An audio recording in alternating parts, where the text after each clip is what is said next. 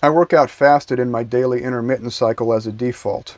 My body's used to it, and I typically have better workouts fasted than I do with food in my system. It's pretty easy for me to load up on carbs the day before, then have an explosive workout using that energy stored as muscle glycogen the next morning. You'll really be working to clear out bodily waste and burn off stored fat if you exercise fasted. If you're new to it, you need to start simple with walking, then light exercise, then short moderate exercise, and so on. And remember to consider electrolyte supplementation if you're really breaking a sweat or working out in the heat. Sometimes I drink my salt water, sometimes I don't. It's going to depend on the day, what you've been eating, and the state of your body.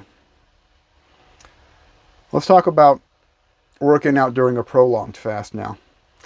So this is interesting. On day 5 of a fast, I went on an 8-mile hike up 1,500 feet, then jumped into a freezing alpine lake for a swim. I don't recommend this. It's the hardest I've ever pushed myself during a fast.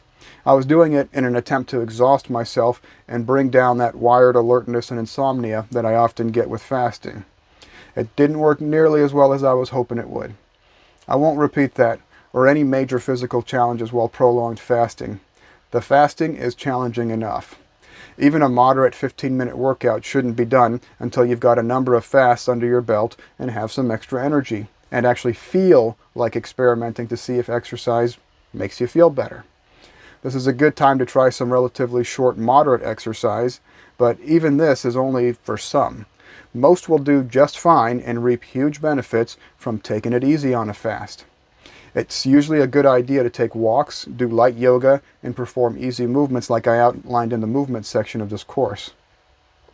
We're just getting the blood and the lymph moving.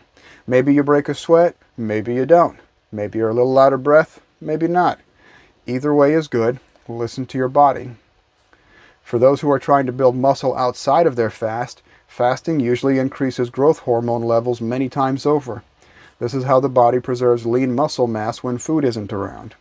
Muscle gets built when you refeed intelligently after a fast, and see what your body does when it has 3 or 4 times its usual amount of growth hormone. Resist the temptation to break your fast with some massive meal. You'll more than likely end up with a bellyache regretting it. Reintroduce food slowly. Let's go over that in the next section. Let's talk about breaking your fast.